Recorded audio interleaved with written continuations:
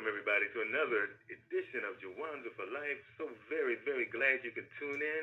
It's been a beautiful day down here in Richmond, Virginia. Hope it's beautiful wherever you are. We have another special show lined up for you today, and you'll be so glad that you tuned in. If you've been following us for any length of time, you know that we are doing a monthly series on the 11 laws of God.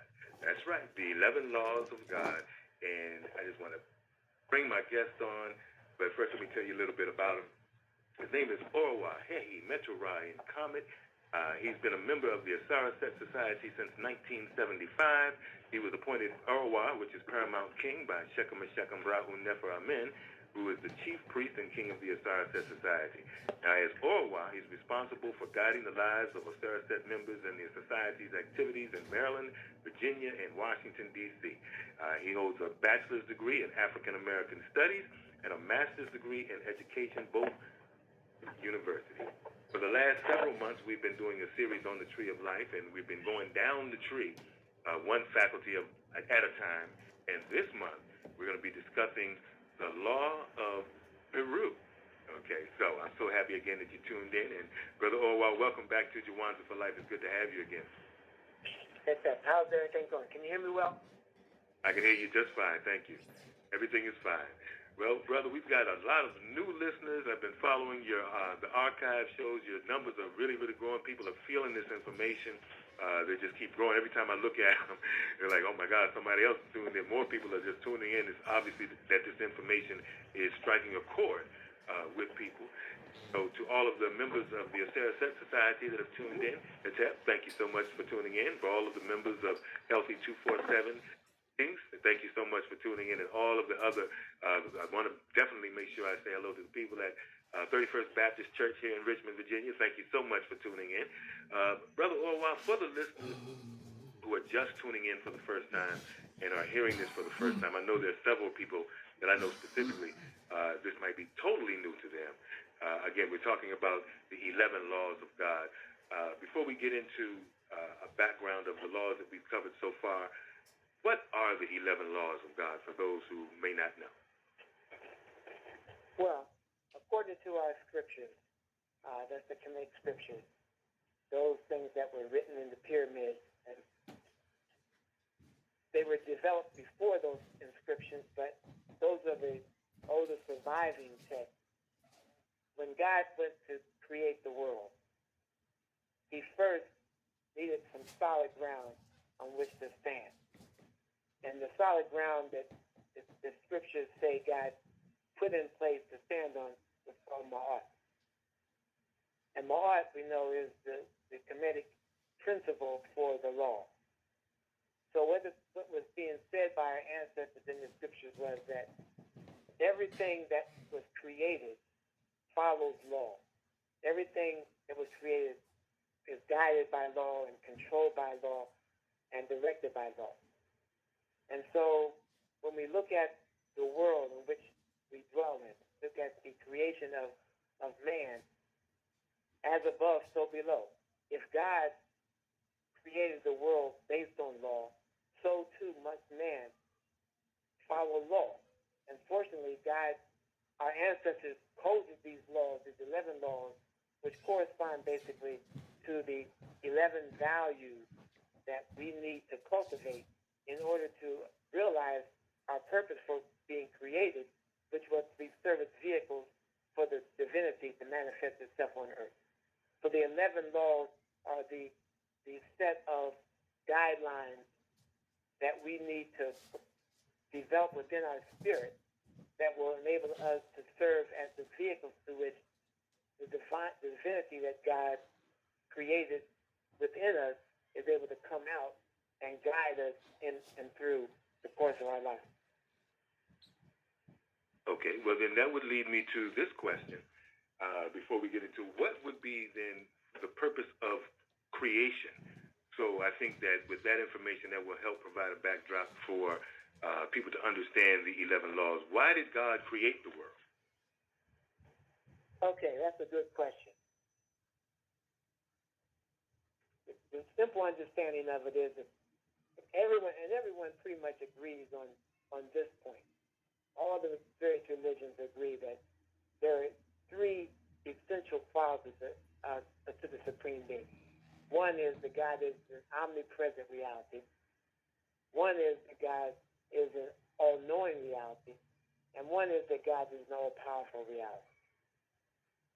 Now, how they communicate that and translate that within the different systems of practice and application may be different, but everyone pretty much ascribes those values or those qualities to the Supreme Being: omniscience, omnipresence, and omnipotence. True. But if we look at it from the standpoint of logic, if God is an omniscient reality or an omnipresent reality,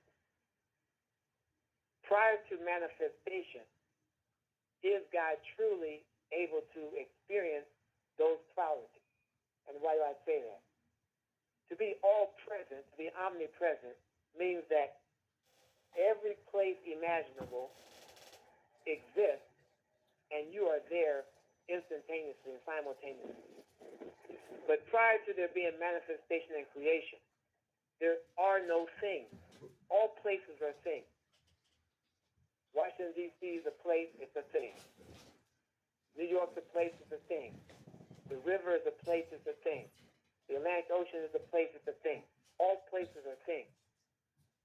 But prior to manifestation and creation, there are no things.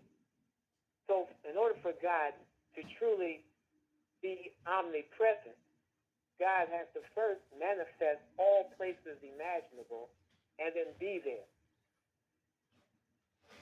Hence, the purpose of creation.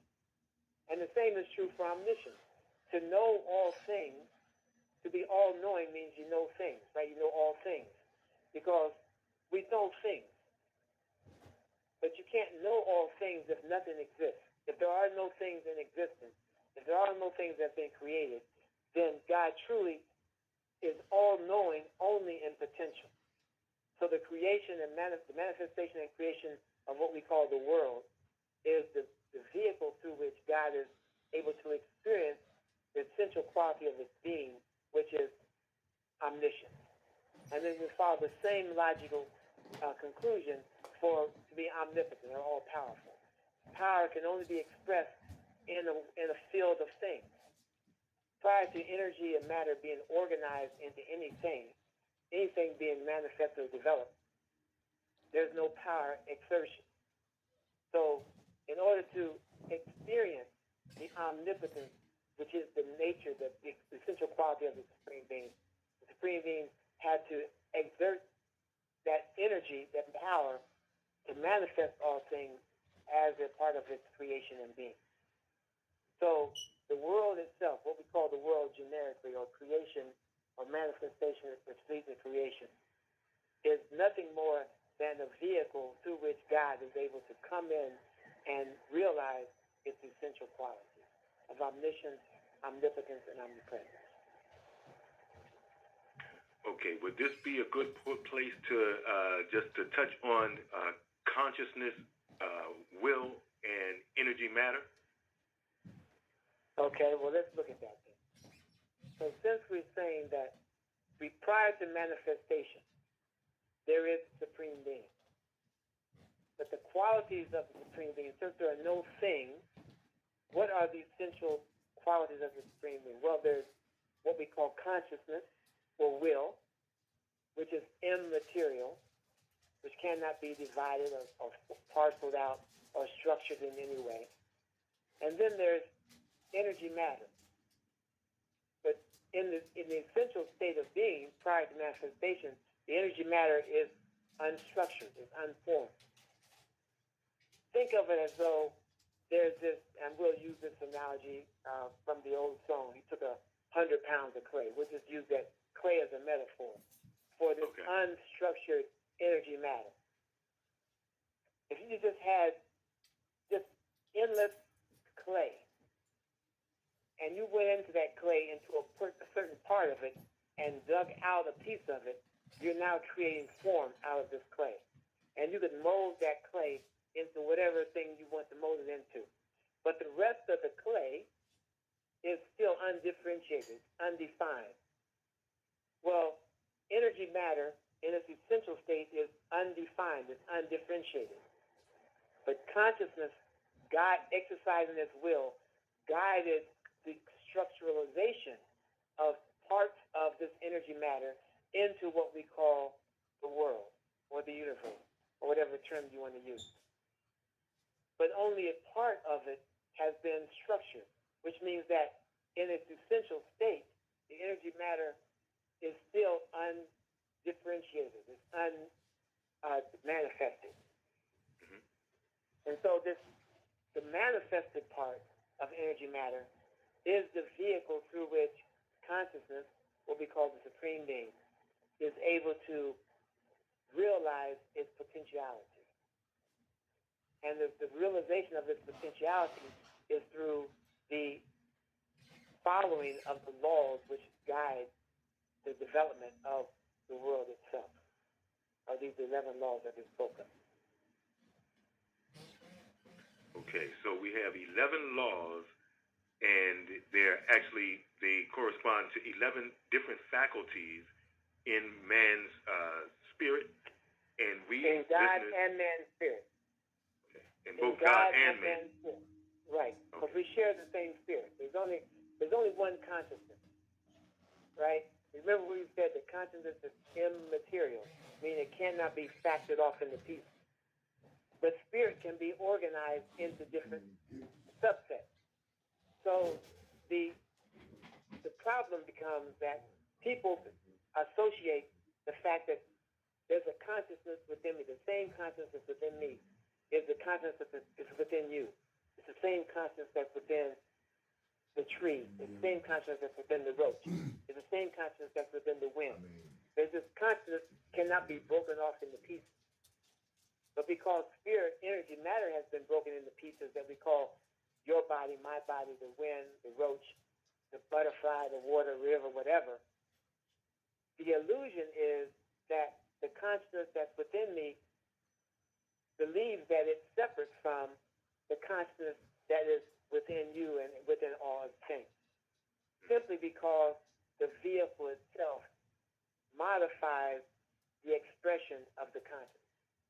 A good analogy to this point is if you take a light bulb, a white light, and you turn it on, then everything in that room is colored with the white light.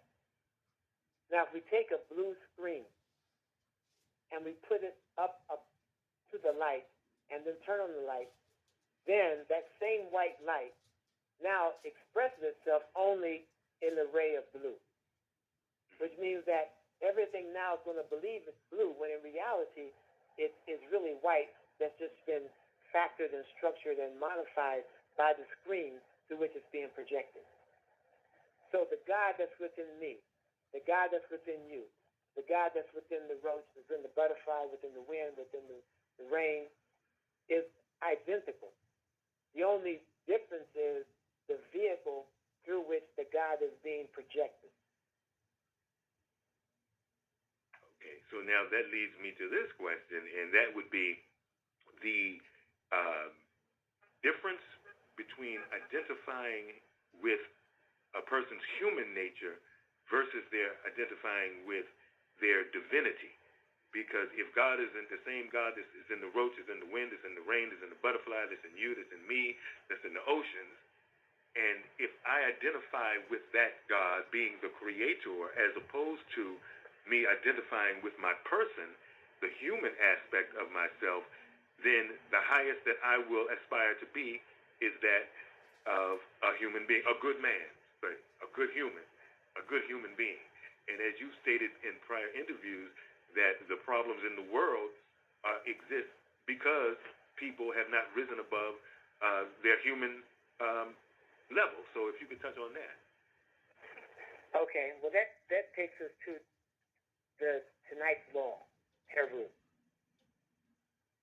Heru is that faculty within man and God's spirit, which we call the will. And the will that operating within man's spirit is the faculty through which we make choices. We choose to do something. And it's critical that we understand that there's choice and then there's not choosing. Because oftentimes we confuse our doing something, believing that we made a choice to do it, when in reality, we're just giving in to the flow of energy or circumstance around us. For example, in the Kemetic system, Heru, and I don't want to go through the long story of this, but let's just get to the real critical point we're trying to get to here. In order for Heru to become or achieve his destiny, which was to become the vehicle, the person through which reclaimed his father's kingdom. His father was Osiris, the symbol of the divine man and divine woman in the world. So Heru came into the world in order to reclaim the kingdom which had been taken by his brother, his father's brother, Set, which is the symbol of what became evil in the lore of humanity, but it's more so the symbol of the emotions and sensations within man as the determinant of man's activities in the world. So Heru came to elevate man from dependence on or domination by the emotional and sensual influences that man experiences through the human form. So, for example, let's say I have a habit. And let's say smoking is that habit. Now, I don't know how many of your listeners have ever smoked, but anyone who's ever smoked knows that as soon as you make the decision to stop smoking, the urge to smoking does not disappear. Meaning, there are people who said, I can quit smoking anytime I want. I've done it 100 times. Meaning they keep saying, I'm going to quit smoking. But the reality is, the urge, the habit, the conditioning rears its head, and they give in to the urge and smoke again. That's what we're talking about when we talk about Heru, or using the will. That's a person who is not using the will. The will makes a declaration. I'm going to stop smoking. But the will is powerless. It's weightless. It doesn't have the ability to move me to do anything. It's just a choice I'm making, a decision I'm making. Like I say, I will go to the store. Every New Year's, people say, I will blank. You fill in the blank. How many of those times has it lasted maybe 2 or 3 days, a week, maybe a month if you're good, but by the end of February comes, you've already forgotten whatever it was you said you was going to do. Right. So the will has no power. The will is just a decision, a declaration of intent. The power is in the spirit. The spirit is our motor. It's our vehicle of expression in the world. Now, the true wisdom of the spirit, or the true wisdom of the system, I should say, the magicalness of spiritual cultivation has to do with the mystical wedding of the spirit and the will. When I take my will and I marry it to my spirit, or vice versa, then I'm linking together the intention to do something with the vehicle that is able to carry out that intention. Okay. So the will is just a decision, the choice. So when Heru, in the story of our ancestors, in the Osiris story, began to realize his divinity, he was awakened to his divinity, and began to exert his person to realize his divinity, he begins then to challenge the conditionings within his spirit. He begins to challenge the habits. He begins to challenge the emotional proclivities and sensual inclinations, etc. And each of us, every day in our lives, whenever we take on the challenge of something that we know we need to fix, people know they need to exercise. and we say, I'm going to start exercising tomorrow morning. And then tomorrow morning arises, the alarm goes off, and then the next thing we know, we're entertaining all kinds of ideas about why we can't start today, but we're going to start tomorrow. True. It's at that moment. It's at that moment when we make the decision not to follow our will that we are still functioning through the human part of being. But every time we make a determination, a declaration that I'm going to do this, which means that I'm going to change some already programmed spiritual faculty within me. My spirit is organized to do this, but I'm going to change that. I'm saying today I'm going to not give in to anger. I'm going to not give in to fear. I'm going to not give in to lust. I'm going to not give in to you fill in the blank. At the moment we say that, and we then are confronted with that scenario, that situation, and we actually follow through, then we are truly exerting our will. Because why?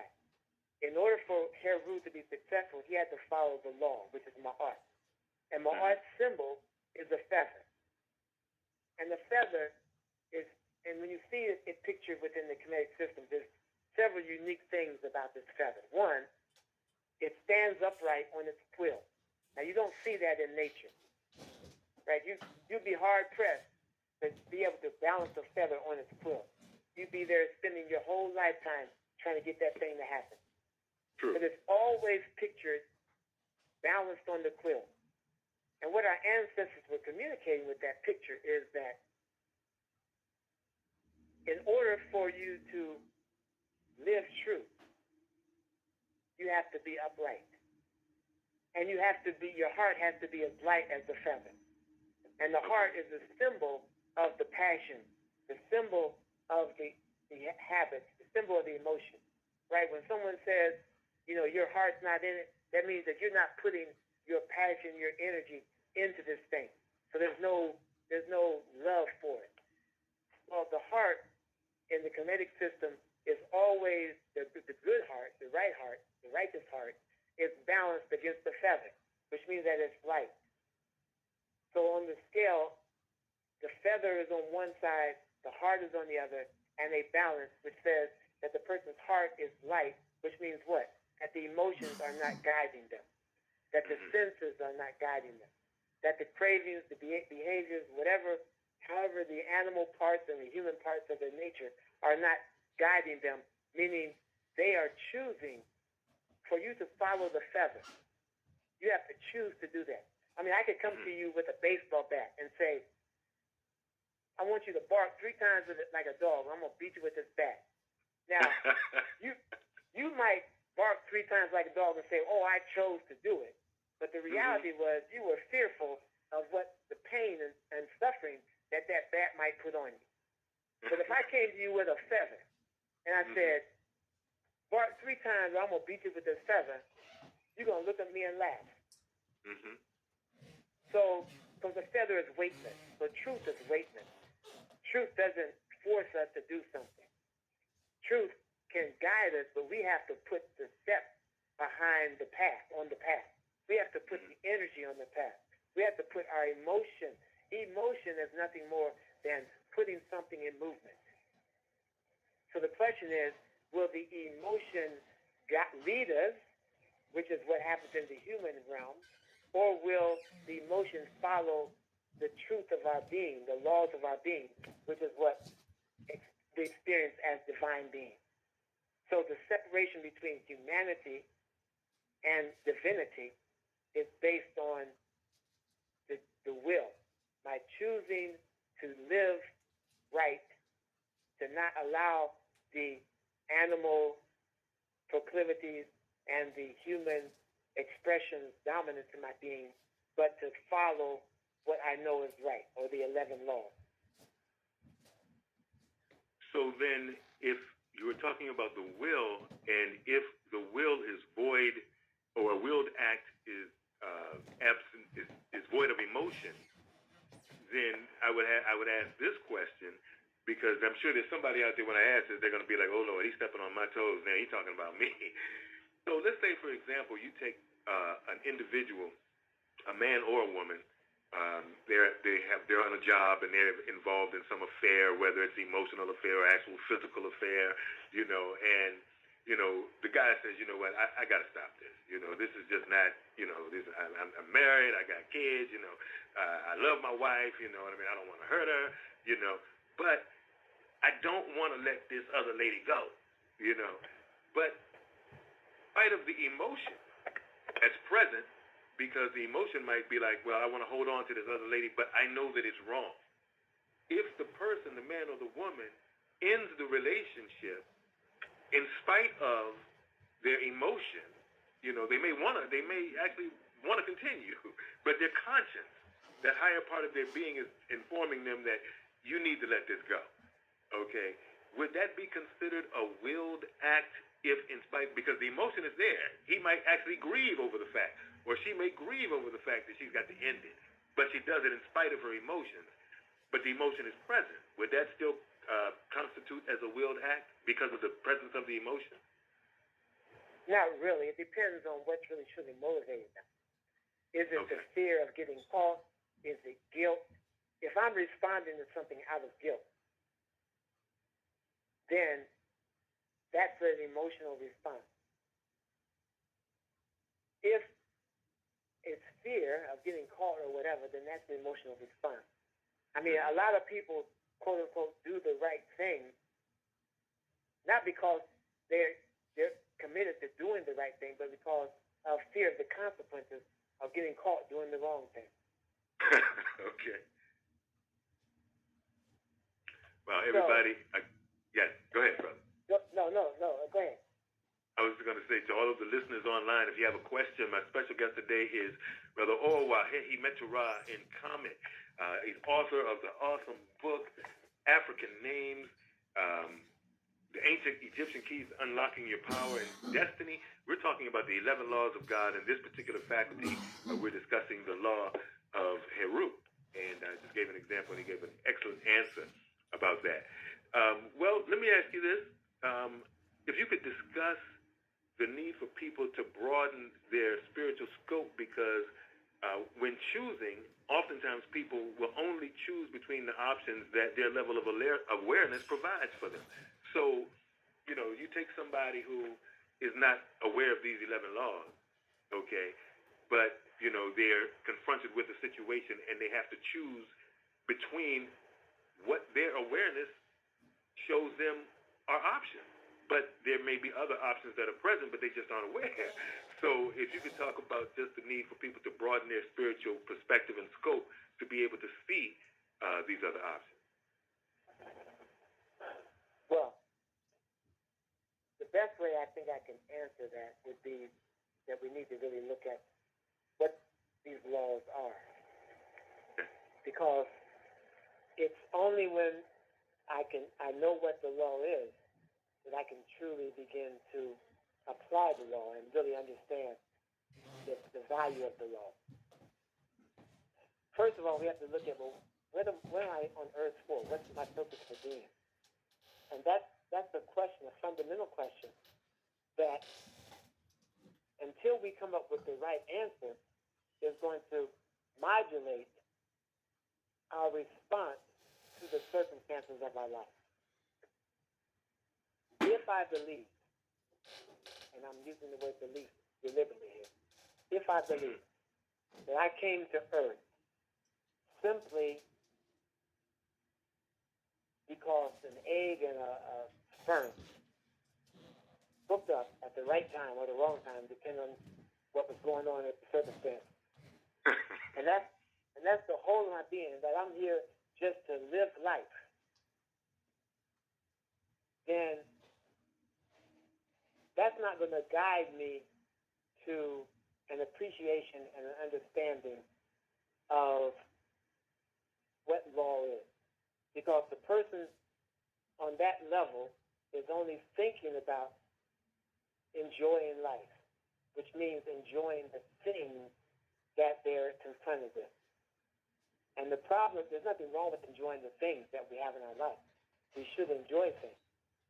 But the problem is But if I don't understand the basic law of our men, the first law, the highest law of my being, which says that peace is my nature, my essential nature is one of peace, then I'm going to end up running from situation to circumstance to situation to circumstance, trying to capture this thing I think is going to make me happy because I enjoy it. And when the glycer lip wears off, the rose chips off the glasses or whatever metaphor works for you, I'm looking for something else, then my life is going to be one of true unfulfillment. So I have to first understand the basic law of my being, which is that I'm essentially peaceful as my nature. The nature of my spirit is one of peace, which means in translation that true happiness is not based on enjoying things, but true happiness is based on enjoying the fact that I'm at peace, that peace is my essential nature. Therefore, I'm able to enjoy things when I have them and enjoy the peace when I don't. That's powerful. That's the law of our men. But if I don't understand that, if I don't see that, then I'll be like everyone else, constantly moving from situation to situation, looking for happiness, believing that happiness is in the thing, not understanding that happiness is what I have to bring to the thing. Happiness is my tapping into the peace, which is my essential nature, and applying that peace to the circumstances of my life. You know, brothers, for so many people, that it flies in the face of what, our conditioning has been. Because, people get upset and lose their peace over, sometimes you hear about people, somebody stepped on somebody's shoe, or somebody looked at somebody wrong, or somebody cut somebody off in traffic, and the next thing you know, I've read stories in the paper of somebody cutting somebody off in traffic, road rage, somebody may have killed somebody in an act of road rage, or if somebody steals something from you, or immediately people lose their peace and then feel justified in losing their peace, feel like they have a right to lose their peace simply because this was the conditioning, So if we can identify with our divinity. And again, back to not identifying with our human aspect, because when you're human, you feel like everything. Matter of fact, they write songs about it. There was a song back in the 80s called "I'm Only Human." Of flesh and blood I'm made. I'm only human, born to make mistakes. And as you stated, that people use that as an excuse for any and everything. So if people feel justified in being angry, you don't know what he did to me. You don't know what she said to me. That whole justification piece then sets you up, for bad health, because, of course, if you're feeling angry, that's going to create hormones in the body or, cause different things to happen within your body that's going to be detrimental to you. So, again, just that piece is very important. And what would be the second law? But the second law is the solution to what you just said. Meaning that everyone believes that peace, first of all, let's explain why people function that way. People function that way because of the society in which we live. People are cultivated to function through those behavior patterns. Because everyone is taught this is what is the nature of your being. You are a human, which is an animal that has some kind of a higher intelligence or something. And therefore, because of that, and then different religious systems support it with the fact they say, well, you're a sinner by nature. All this is saying to me that I can't go beyond these behaviors. This is who I am. My nature is sinful. I'm an animal. I'm a human, which means I have a little intelligence. I'm going to make mistakes because that's the nature of me, not being human. And because everyone accepts that as the premise, then everything else goes. Mm-hmm. So the problem is not the people. The problem is the societal framework in which people are developed. If the water is polluted, you don't blame the fish for getting sick. True. So all of the manifestations and the ill behaviors that we see within humanity are all right because it's humanity that's functioning here. Mm-hmm. People believing that this is what I'm supposed to do. So for the last 4,000 or 5,000 years, the teachings that told people that you are divine haven't really been systematically communicated to people as they mature and develop. I mean, it's in the Bible. It says, man is made in the image and the likeness of God, which is saying that man is a divine being. God is a divine being. If man is made in God's image, then man too is a divine being. But the process and the system to guide man through his evolution from the animal influences and the human part of being into the divinity is what's missing.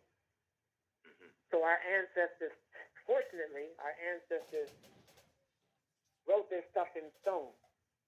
And fortunately, we have great teachers who've come along and been able to rekindle and retranslate, re-explain, and communicate to us the messages about who we are, but not so much who we are, it's how we become who we are.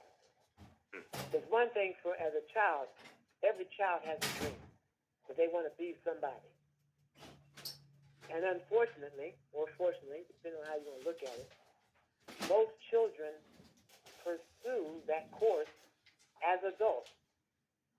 Now think about it. You spend thousands of dollars pursuing something that you concocted when you was a 5-year-old who didn't know anything. Mm-hmm. So, but the vision is the accomplishment of the mission is only successful if there is a process, some guidelines, some protocols that are put in place to help move a person from where they are to where they want to be. So I can say, yeah, I'm made in the image of God. I'm a divine being. And that's true. But now I need a process. I need a system. I need something to guide me, to show me the steps that I need to take in order to make real this, to manifest this divinity on earth. Mm-hmm. You know, what we said earlier, that God created the world in order to come into the world and to experience its potential as reality. Well, man is the vehicle through which God is able to come into the world and experience that potential. Because man is the only creation, the only created being that has free will. Everything else is locked into the nature of their being. Tigers are going to be tigers. Rats are going to be rats. Cats are going to be cats. They're controlled by the nature that they're constructed. They don't have the will, the ability to exert a will to change how they function. Tigers are not going to become vegan. They may, let's say a tiger could read the literature. They say, well, wow, eating all this poisonous meat is harmful to my being. It's shortening my lifespan. Maybe if I change and started eating more vegetables, then I could extend my life. They're not going to do that. because they don't have the ability to make that choice. Only man has the free will that will enable us to go beyond the control of the lower parts of being, the human and the animal parts of being. And that's what Heru represents. And by doing so, I then am able to tap into my true identity, which is Osir. So Osir is that law which says that nothing and no one is against me. So the examples you were given a while ago of people who, quote unquote, get harmed or got upset or whatever because of something that someone else did, is only because they don't understand the second law, the first law, which is that peace is their essential nature, and the second law, which is that no one and nothing is against me. Every challenge, every situation I have in my life provides me an opportunity to manifest my divinity. Every circumstance that it comes my way puts me at that point, at the point of making a choice. That's what we call the crossroads situation, where I'm going to choose to follow truth, which is weightless, which is not moving me or pushing me in one way or another, or give in to the animal and the human instincts and behavior. Brother Orwell, we've got a caller that wants to make a comment or question. Okay. She if you're still there, caller, if you have your question, let me bring you on. Okay. You're on the air with Hehi Meteora and Comet. Thank you so much for your patience. Hello? You're on the air. Hello? Are you there? Okay, Brother Orwell, you were saying, I guess they'll... Okay, sorry. Brother Orwell, So, Brother Orwell? there are going to... Yes, can you hear me? Yes. Okay. So there are going to be circumstances in our lives where things don't jive, right? Call them conflict, call them opposition. We call them opportunities. What are they an opportunity for? They're an opportunity for me to resolve the conflict, which is what the law of Tahuti provides. The law of Tahuti provides me with the ability to, the law of Tahuti says that Tahuti makes the warring brothers go home in peace. So if someone and I have a disagreement, we need a means of resolving this disagreement, because the law of Osir says that there are no oppositions, that this person is not against me. And the law of Amen says that peace is our nature. So the fact that we're disagreeing doesn't mean that we have to see one another as antagonistic or function in an antagonistic way. But we do need a way of resolving our difference. And that's what the law of Tahuti represents. The vehicle through which we're able to tap into that divine intelligence, that divine will, divine wisdom, that omniscient faculty of our spirit, and come understand what would God have us do in order to resolve this thing in the proper way. And fortunately, our ancestors put in place vehicles, we call them oracle systems, whatever, to enable us to communicate with the Supreme Being, to find out not is he right or is she wrong, but what is the right, the correct perspective and approach to take in this situation, whatever this situation is. So it's these kinds of laws that give us something to strive for beyond the human expression. Because if all we know is what humanity brings, then all we'll ever have is what humanity has brought. And humanity has brought all of the problems in the world rest at the feet of humanity. And we're not talking about ignorant people, we're talking about the well-educated people. Mm-hmm. The people who institute all, right now we're suffering from a big problem in the world called global warming, climate change, in spite of what Rush Limbaugh might say. And the people who created this problem, these people are all educated people. These people have doctorate degrees and master's degrees. They've been to the best universities. They're the ones who came up with these fluorocarbons and all this stuff that is created and then sprayed into the atmosphere and creates this pollution and destroys the ozone layer. These are educated people that did this. So the problems that we have as humanity are the source of human expression. Slavery. Those were educated people in Europe who set that system up. These weren't the poor, ignorant white folks running around in Europe, living in the alleys and carrying on. These are the folks living in the palaces. These are the folks who went to Cambridge and Edinburgh and all those other great educational learning institutions who set that up. So this intelligence thing that man exhibits has to be put in its place if we're going to save ourselves from it. So the human thing is not something we should aspire to. It's not something we should accept. It is something we should be working to overcome. Like Dr. King said, we should overcome. I'm going to add a new verse. We should overcome the humanness of our being. That's what's going to lead us to the true promised land. That's what's going to get us to the pearly gates. That's going to enable us to awaken and become one with God. Because to be human and divine are not the same.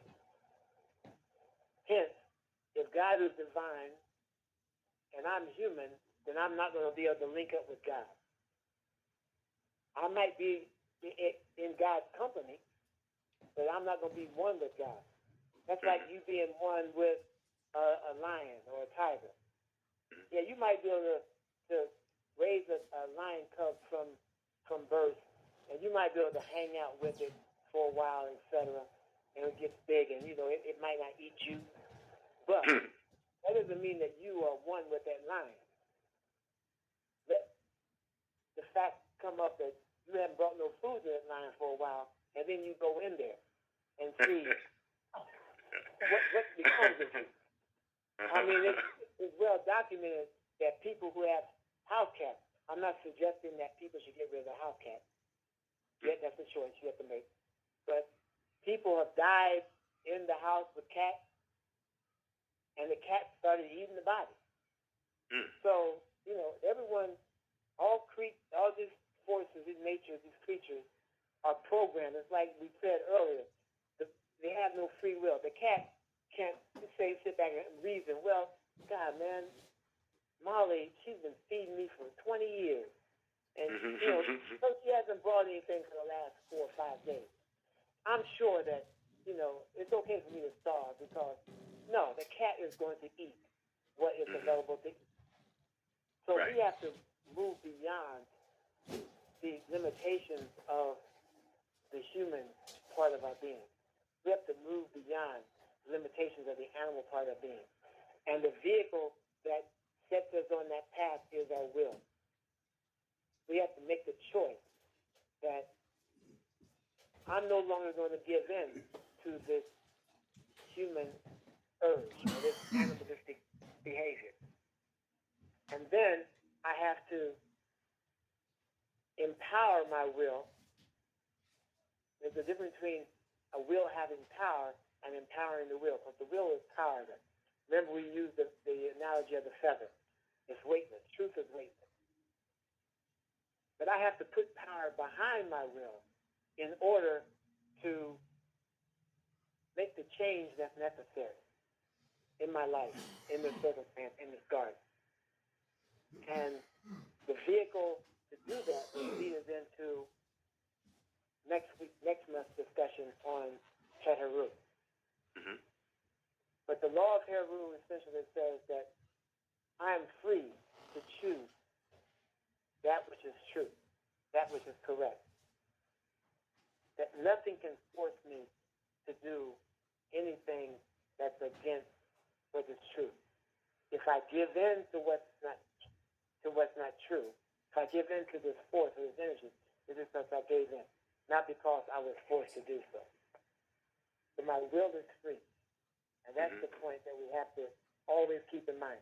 Every time we have the urge to eat that chocolate cake that we know we shouldn't be eating, every time we have the urge to yell at our friend or family member when we know we shouldn't be yelling, every time we have the urge to do whatever it is that is a reflection of our emotional and sensual nature that is not in sync with the divine will, we have to proclaim, establish our will, and then move forward from that perspective, with the understanding that nothing can force me. Peace is my nature. Nothing is against me. And my will is essentially free to choose that which is correct. I want to read the law of Haru, and again to the listeners that are online, we have a few moments left. If you have a question, all you have to do is press 1, and then I will be able to bring you on board, and you can ask your question or make a comment to Brother Orwa. Now, the law of Haru states that you have the power, but not the right, to ignore God's law. Choose to follow the law of God with the love and joy that grows out of understanding, and the wisdom and power of God's Spirit will flow through your being. Now, I noticed that the wisdom and power piece comes after following the law of God with the love that grows out of understanding. It's like, and the wisdom and power of God's Spirit will flow through your being. So it's saying to me that first, you've got to follow the law of God with the love and joy that comes out of understanding. And I think that for a lot of people, there's a lack of understanding as it relates to God, and there's coercion even when it talks about the love that comes out of understanding, not the love that comes out of being coerced or threatened to love God or else. Could you speak on that? Yes, well, there's a Yoruba proverb that says, man is like an upside-down tree. His roots are in heaven. So everything manifests from heaven down. I'm using heaven as a metaphor. We're talking about the essential nature of the supreme being, whatever term we're going to use. Everything comes from that arena, that area, and is manifested through the realm of thought into the physical world. So we have a metaphysical part of our being, which is beyond the physical. That's the realm of thought. Then there's subjective reality. That's the part of being through which, in which I should say, the supreme being dwells in its prior to manifestation. But in the objective realm, which is the realm where manifestation takes place and creation takes place, things manifest from the mental onto the physical, or the metaphysical onto the physical. But we grow and we develop from the physical back into the metaphysical. Or we grow from the bottom going up to the top. So at the top of the metaphysical realm, the divine parts of the spirit reside. And those divine parts of the spirit are the ones which enable us to experience the oneness of life itself, meaning being one with all things, not as an intellectual concept, but as an actual experience itself. Also, the omniscience, or the all-knowing, or the wisdom faculty of God. That's also a part of that divine part of the spirit, as is the omnipotent or the all-powerful part of God. So when he talks about by choosing to live the laws, it will enable me to realize the power and the wisdom of God. It's saying that as I grow, as I evolve up this tree, at the point where I begin to understand that I need to live according to the laws of my being, by doing so, I then awaken and open up the power of the divinity to function through me. Because God can only function in a realm which is not compelled or controlled, only in a realm where there is no compulsion, only in a realm where freedom of choice exists. Because God is not a compulsive being. God is not an instinctive being. Think about what the world would be like if God exhibited, and some people try to portray God in these ways. If God exhibited what we call the human emotion of anger, what would the world be like if God got angry? There would be no world. What would the world be like if God was fearful? I mean, no, God operates on a level beyond those things. God's essential nature of God is peace. So regardless of the circumstance that I'm confronted with, when I'm able to respond to that situation with peace, that's a choice that I'm making. I'm choosing at that point to be divine. That's me exercising the freedom of my will. And by so doing, what I eventually do is cultivate and open up and develop the power and the wisdom parts of my spirit. Think of it this way. This is a kind of a metaphor, but it'll work. Let's say that our spirit is like a garden. And in this garden, there are things growing already. It's full. There's no more space for anything else in the garden. Mm-hmm. Now, if what I need is not growing in the garden, I'm going to have to change something that's happening in my garden. I'm going to have to remove something that's already there in order for something new to come. It's the removal of that which is already there that releases this energy, this new energy for the new development, the new manifestation. So I have a spirit which has already is programmed by society, etc., to function in certain ways. If I'm going to be able to awaken and become and function as the divinity that I am, I have to re-sow some new seeds, which means I have to get rid of some old stuff that's already growing in the garden. True. So it's by removing, it's the choice, it's making the decision. If I just accept that what's growing in the garden is what's going to grow in the garden, which means I don't choose to transform anything, then I'm not going to have anything new.